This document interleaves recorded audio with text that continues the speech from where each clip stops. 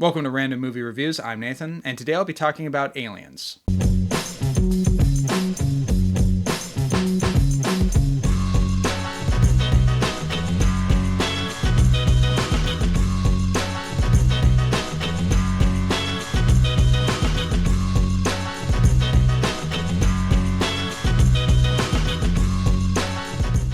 So, since Alien Romulus is now out today, I figured why not talk about the rest of the Alien franchise, my history with it, and specifically my favorite film in the franchise, Aliens. For those who've been watching my videos, I'm sure you've noticed my framed Aliens poster back there.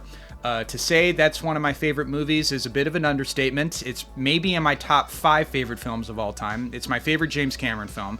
I'll get into the specifics of why I love that movie the most, and We'll get into that, but before I do that, I kind of want to do a brief overview of the franchise and my history with it, starting with Alien, of course, which I have the t-shirt of, and I love Alien nearly as much as I love Aliens. I only put Aliens just a very small notch above Alien. I'll get into that as to why a little bit later, but Alien is basically, it's such a simple story. I've always said it's basically a B movie plot, but executed with a level of talent and skill.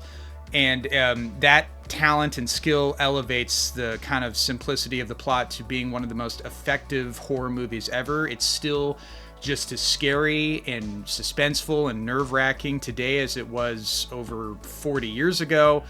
It's like Jaws. It is a perfect monster movie. It doesn't get any more perfect. Moving on, I'm saving Aliens for the end since that's what this review is going to be mainly about. Going from there to Alien 3. Never seen Alien 3. I will never watch Alien 3.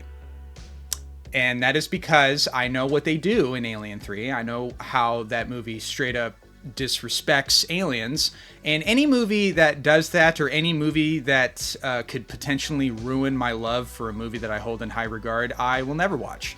I know Alien 3 has a bit of a cult following. There's a lot of people who defend that movie. That's fine. I'm actually a huge David Fincher fan. There's so many of his movies that I absolutely love and adore. And even he hates Alien 3. He claims to hate it even more than I do, and I've never even seen it.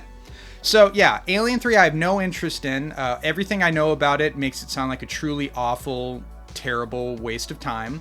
So I will never watch that movie. Moving on, Alien Resurrection was a movie that I watched for the first time earlier this year, actually. I watched it out of morbid curiosity. I decided that I could watch it because it's far enough removed from Alien 3 to where that wouldn't be an issue for me. And I went into the movie with pretty low expectations.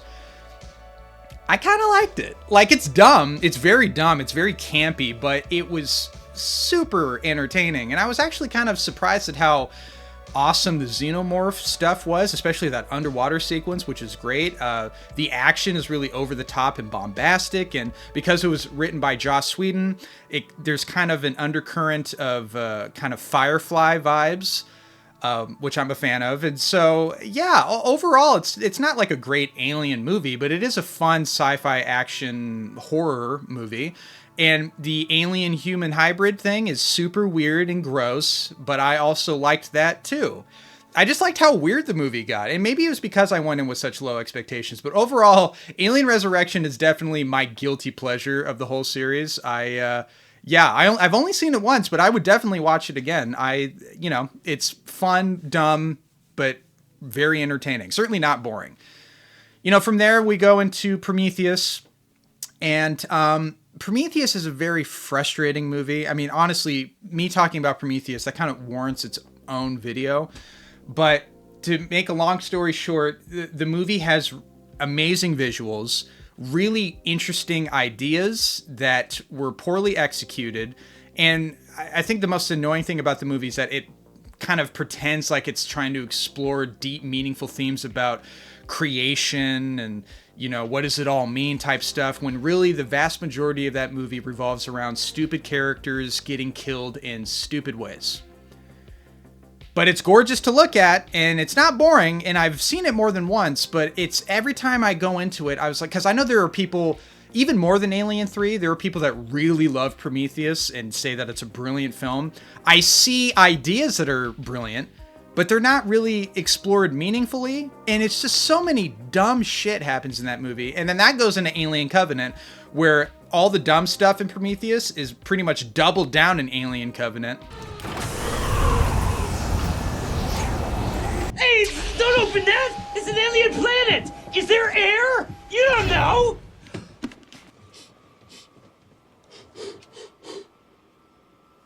Seems okay. A few moments later.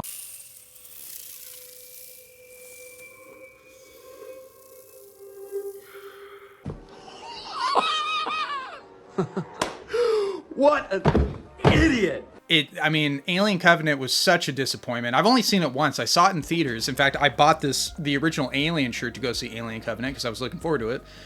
And that one was even worse and dumber than Prometheus than I remember. I haven't seen it since, so maybe I'll rewatch it and we'll see if my opinion changes. I doubt it. And then we go into like the Alien versus Predator movies. I haven't seen any of those because they all look really stupid.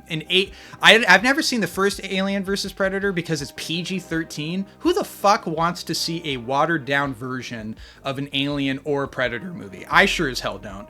And then the sequel that follows, Requiem, or whatever that one's called, people say that's the worst of this entire franchise. I haven't seen that one either. So yeah, to say that this franchise is kind of like peaks and valleys all over the place, in terms of like consistency, I mean, that's a bit of an understatement. That kind of happens with every horror franchise well, in this case, it's sci-fi horror, but regardless, any franchise that goes on for long enough, you're going to get different levels of quality. And I haven't seen Romulus yet. There are people who really like it. There are people who are really annoyed with it. I'm very curious to see what my thoughts are going to be. I'm not going to see it in theaters. For those who want to know why I don't go to theaters anymore, I'll put the description to my Furiosa review where I touch upon that.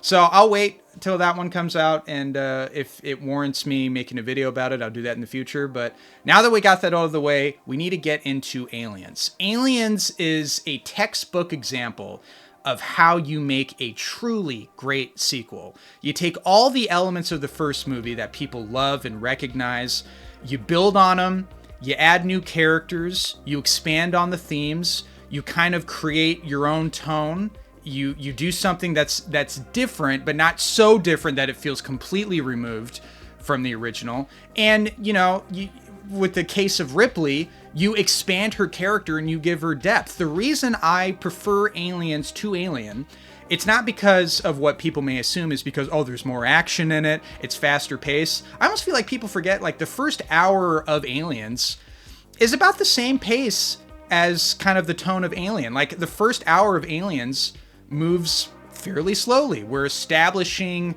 our characters, we're establishing the stakes, and it's a slow build-up, and then when we get to the midpoint and up till the end of the movie, it moves at an incredible pace, and it's incredibly suspenseful.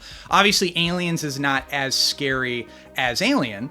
It's not trying to be. It's trying to be more action thriller. There are scary moments in Aliens for sure. Like the facehugger scene is a huge highlight. Totally terrifying. The scene where Newt gets separated from Ripley and the xenomorph is like rises from the water, one of the best images from the movie. That's terrifying. But ultimately, what I love about Aliens is that this is the movie where Ripley has way more depth. We understand her character more. If you've seen the director's cut of Aliens, you learn that she was at one point a mother who, because, she was lost in space, her child passed away, and that adds I wish that was in the theatrical cut. Overall, I prefer the theatrical cut. It just moves a lot better. But that is an element from the director's cut that I wish was in the theatrical version. But anyway, I know that now, and that makes the relationship between Ripley and Newt that much more impactful. But ultimately, as much as I love the first Alien movie, those characters they're great. They're very realistic. But they're, like any monster movie, for the most part, they're meant to be expendable. And then we have the final girl, which is Ripley. In Aliens, Cameron made the smart move of giving characters that have a little bit more depth. And specifically with like Ripley, Newt, Hicks, and even Bishop, like characters that you really want to see get out of this. And of course, what takes the movie to another level is obviously the relationship specifically between Ripley and Newt, which goes into the other thing that makes Aliens amazing is kind of the expansion of the themes that were very briefly touched on in Alien, where everybody knows this by now, but the whole Alien franchise has a very sexual undercurrent. Just the design of the xenomorph itself, his head is very, very phallic shaped, and the face hugger looks kind of, when you look down the barrel, well, I won't get into that. Regardless, the Alien, you could say, is kind of about the fear of giving birth. With the chest burster and all that stuff, and being implemented with the face hugger, the thing that goes down your throat, lays an egg in you. So there's kind of a theme of the horrors of giving birth. And then you go into Aliens, and Aliens expands on that with going into motherhood, with the relationship between Ripley and Newt. And of course, we get the queen alien that is introduced in Aliens, the best xenomorph in this entire series, the coolest looking puppet animatronic monster maybe ever. I actually saw that thing in person years ago down in Seattle. They had the Sci-Fi Museum. They brought that prop, and I actually got to see it in person, and I thought it was the coolest thing ever. But yeah, motherhood is a big theme in Aliens, and we get the final face-off between two mama bears going at it, and it's perfect. It is a perfect sequel that does everything that most sequels should try to do. Take the stuff that was great about the first one, expand on it, give it more stakes, make it more ambitious, give us some new characters, expand on the previous characters that carry over, expand on the themes that they were touched upon, and it strikes that balance perfectly of having some of the same tone of the original while also bringing in its new style and tone, and also trying to do something different. And it's so well executed. It still stands as being my favorite James Cameron movie, with T2 and the Abyss like right underneath it. I mean, that guy's made some pretty good movies, that James Cameron. It's perfect, and there will never be another Alien sequel, regardless of whether or not I like Romulus or not. I know it's not going to come anywhere near Aliens. It's a sequel that is rightly regarded as being one of the greatest of all time. It's my personal favorite Alien movie because I care more about the characters. It's the movie that establishes Ripley as being the badass that we know and love, and there's a lot more depth to her in the sequel. And it's just, I could keep going. But tell me what your guys' thoughts on this franchise is in the comments below. What's your favorite ever franchise? Do you love Aliens as much as I do? Please let me know your thoughts. Have you seen Romulus? Don't give any spoilers in the comments, please. If anybody gives any spoilers to Alien Romulus in the comments, they will be removed, because I don't want to ruin it for me or anybody else. Yeah, that's my thoughts on Aliens. Let me know what you guys think. And as always, thank you guys for watching.